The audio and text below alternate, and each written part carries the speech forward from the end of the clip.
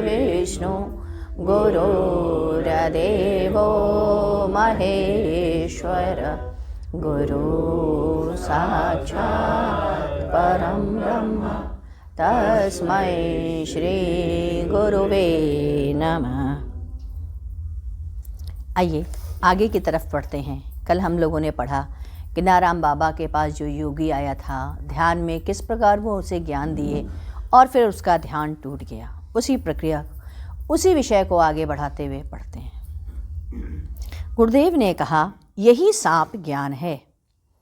एक बार वशिष्ठ मुनि और विश्वामित्र जी में विवाद छिड़ गया कि तप बड़ा है कि सत्संग। अब इस विषय का निपटारा कौन करे। दो संत।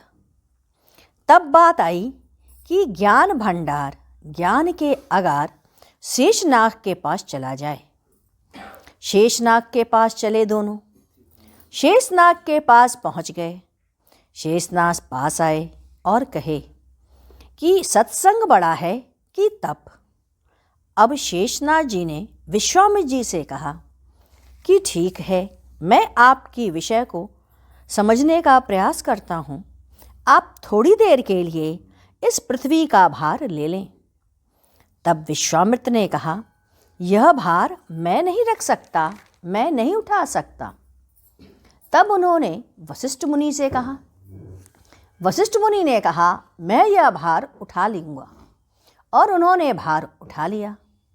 तब शेषनाग जी ने कहा कि अब तो सिद्ध है, सत्संग बड़ा है, और वशिष्ठ मुनि जीत गए। तो शेषनाग को ज्ञान का आगार इसीलिए कहा गया है। तीसरा पक्ष, नाग को कुंडलिनी शक्ति भी कही गई है।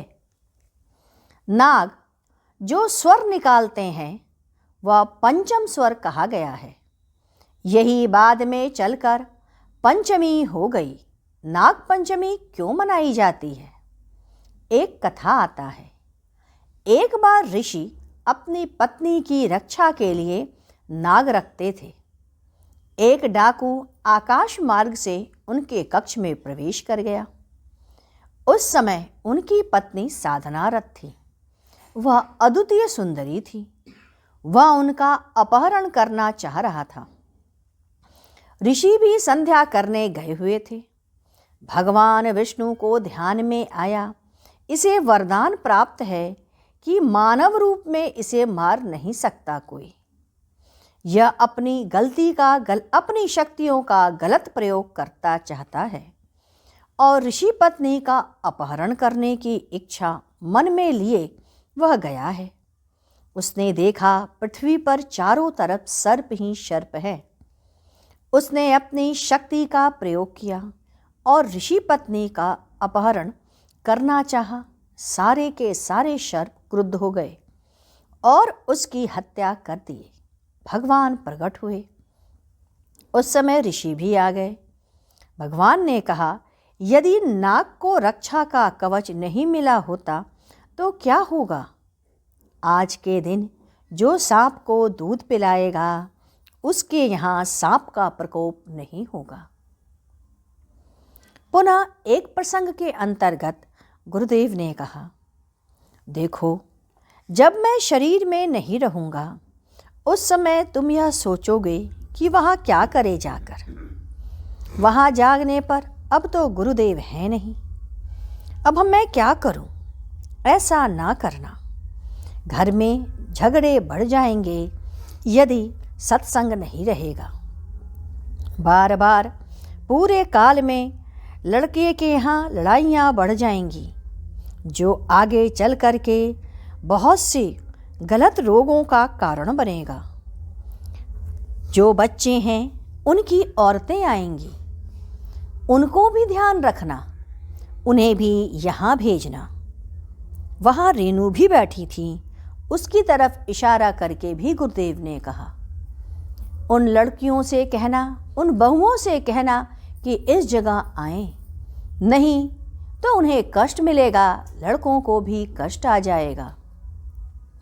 इस चीज़ को मैं बार बार कहता हूँ, चाहे स्त्री जाति का स्त्री का पति पूर्व जन्म का है, उसकी परीक्षा तभी होती है जब शादी के आसपास उस स्त्री के स्वप्न में वह आने लगे।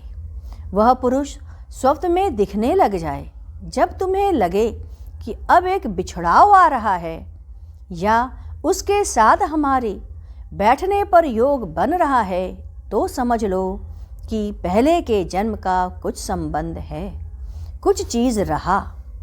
यही आपके सबकॉन्शियस माइंड में चला जाता है, जो कि आपके पूर्व जन्म का निर्धारण और इंगित दोनों ही करता है। इसके पश्चात 2 तारीख 2 अगस्त सन 1998 गुरुदेव ने कहा, एक चीज़ हमेशा याद रखो, हमें कभी अत्याचार नहीं सहन करना चाहिए।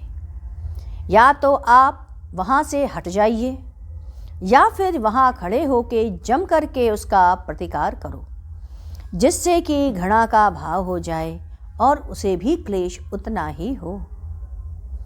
इसके पश्चात 4 तारीख 4 अगस्त सन 1998 आज के सत्संग में गुरुदेव ने कहा, हमें अपनी साधना में दृढ़ता की आवश्यकता है।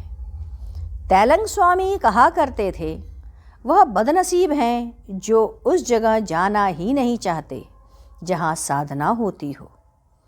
एक बार की घटना गुरुदेव हम लोगों को बता रहे थे कि सुबह का समय था।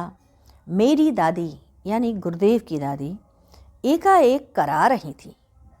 दादा पूछे, दादा को मरे हुए काफ़ी समय बीत गया था। लोगों ने पूछा, क्या बात है दादी, क्यों करा रही हो? मैं भी गया, मैंने भी पूछा। उन्होंने कहा, तुम्हारे दादाजी ने ढकेल दिया, मेरा पीठ छिल गया है। लोगों को कुछ समझ में नहीं आया कि क्या हो रहा है। अब जब पूरी सुबह हो गई तब हम लोग देखें उनकी पीठ पर धूल और कंकड़ लगे हुए थे और पीठ हल्का छिला हुआ भी था। आप विश्वास करें या ना करें, इस तरह का संकल्प होता है और ऐसी घटना घटती है। आप संकल्प को नहीं लेना चाहते, संकल्प लें और उसे निभाएं। आपको अपनी साधना एकांत में करनी ही होगी। जब तक साधना करोगे नहीं, तब तक दर्शन क्या करोगे? साधना कई तरह से होते हैं। पहला, भाव साधना, अपने भावों में डूबे रहना। जैसे व्यक्ति को कुछ भी अच्छा ना लगे, जो उसका मुख्य भाव है वह उसी में पड़ा रहता है। जैसे कि अक्सर भांग खा करके लोग धुत पड़ जाते हैं। दूसरी, प्रेम साधना, जब हमें किसी से प्रेम लगने लग जाता है, वह सामने नहीं भी रहता, उस समय भी जो दिल की तरंगे उठती हैं, हम उसे पकड़ते हैं। तीसरी, आनंद साधना, हर समय थिरकन बनी रहे, अकेले में बैठें तब भी वह आनंद और मौज रहे, अपने रस में वह डूबा और मस्त रहे। चौथा, लय साधना, जब आप अपने में खो जाते हैं, लय को प्राप्त हो जाते हैं, आपका मैं खत्म हो जाता है, तो लय साधना। पांचवा, ज्ञान साधना, मुक्ति भी बंधन भी दोनों की प्राप्ति है। किसका चयन करना है यह आप निश्चय करें। साधना में दृढ़ता होनी ही चाहिए। एक लगातार एकांत में बैठने की आदत को डालें। छठा, मौन साधना, चुपचाप मौन होकर साधना करना। चुप रहें, ना बोलें, ना अंदर से ना बाहर से। भाव नहीं, वासना नहीं और कामना भी नहीं। सातवां, ध्यान या समाधि की साधना, अपने अंदर इस भाव को प्रकाशित करें कि मेरा कोई नहीं। यह निषेधात्मक भाव नहीं है, मेरा कोई नहीं, मेरे तो भगवान, और उसमें डूब जाएं। ध्यान साधना अर्थात समाधि की गहनता में चले जाना, यह समाधि या ध्यान साधना। इसके आगे हम लोग फिर पढ़ेंगे। आइए गुरु कीर्तन करें। ओम मंगलम ओंकार मंगलम, गुरु मंगलम गुरुदेव मंगलम। ओम मंगलम ओंकार मंगलम, गुरु मंगलम गुरुदेव मंगलम।